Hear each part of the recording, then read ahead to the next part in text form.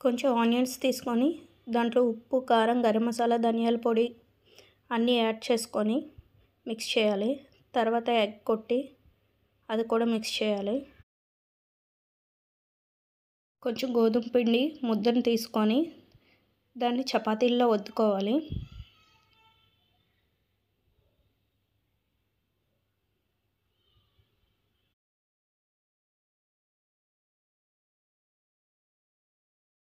ఆ చపాతీకి ఆయిల్ అద్ది ఫోల్డ్ చేసుకోవాలి.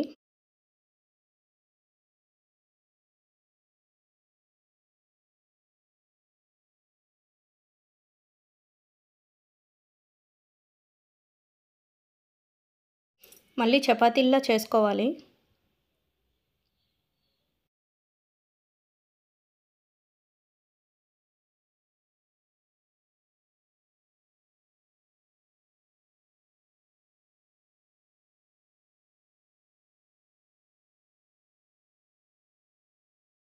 స్టవ్ ఆన్ చేసుకొని రేకు పెట్టుకోవాలి.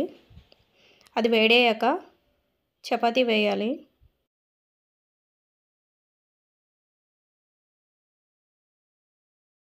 చపాతీ ఒకవైపు కాలాక రెండో వైపు టర్న్ చేయాలి. చపాతీ రెండు వైపులా కాలాక తీసి పక్కన పెట్టుకోవాలి.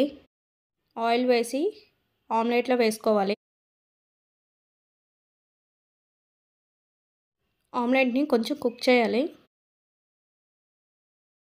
కుక్ అయ్యాక చపాతీని తీసుకొని దానిపై వేయాలి.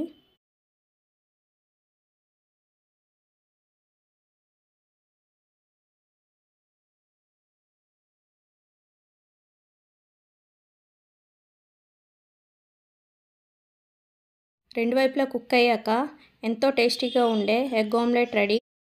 దీన్ని టమాటా సాస్, ఆనియన్స్తో సర్వ్ చేసుకుంటే బాగుంటుంది.